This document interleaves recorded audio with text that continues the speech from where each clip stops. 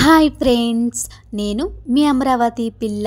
నా ఛానల్ను ముందుగా ఎవరైతే చూస్తున్నారో సబ్స్క్రైబ్ చేసుకొని ఒక చిన్న లైక్ అయితే చేయండి ఫ్రెండ్స్. లాంగ్ వీడియోస్ అయితే ఇప్పటి వరకు అయితే మహా అయితే ఒక 4-5 అయితే పెట్టాను.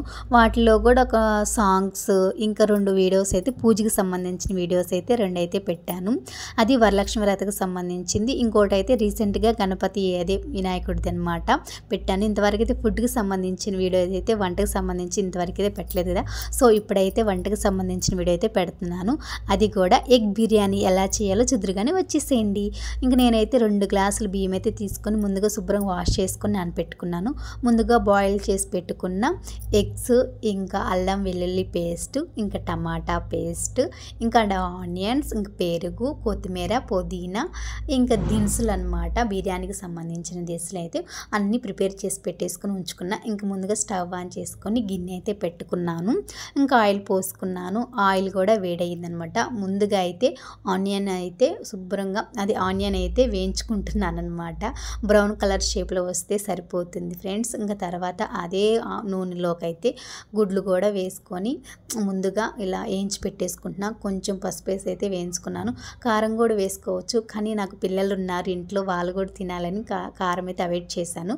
తర్వాత వేసుకుంటాను. ఇంకా దినుసులు కూడా వేసేసుకొని ఇంకా అవి కూడా మగ్గిన తర్వాత కొంచెం అల్లం వెల్లుల్లి పేస్ట్ కూడా వేసుకున్నాను. పచ్చి వాసన పోయిందాకా ఉంచుకొని అల్లం వెల్లుల్లి పేస్ట్, ఇంకా టమాటా పేస్ట్ కూడా వేసుకొని తిప్పేసుకొని పెట్టేసుకోవాలి. నూనె తేలిందాక ఉంచుకోవాలన్నమాట. అప్పుడైతేనే టమాటా గ్రేప్స్ అయితే పోతుంది. ఇంకా ఒక స్పూన్ అయితే సాల్ట్ కూడా వేసుకున్నాను, గల్లుప్పు వేసుకున్నాను. ఆయిల్ తేలిందాక ఉంచుకున్న తర్వాత ఇంకొక కప్ అయితే ఇంకా పెరుగు కూడా వేసి పెట్టేసుకున్నాను. ఆయిల్ అయితే పూర్తిగా అయితే వచ్చేసింది, ఆయిల్ తేటగా. ఇంకొక స్పూన్ అయితే కారం కూడా వేసుకున్నాను. ఎక్కువ అయితే వేసుకోవట్లేదు, పిల్లలు ఉన్నారు, వాళ్ళు కూడా తినాలని చెప్పేసి.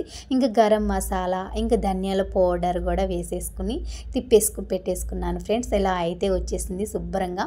ఇంకా ముందుగా కట్ చేసి పెట్టుకున్న కొత్తిమీర, ఇంకా పుదీనా అయితే కూడా వేసేసుకున్నాను. ఇంకా నేనైతే ఇంకా రైస్ అయితే నేను ఈ గ్లాస్ తోటి అయితే 2 గ్లాసులు అయితే బియ్యం అయితే తీసుకున్నాను.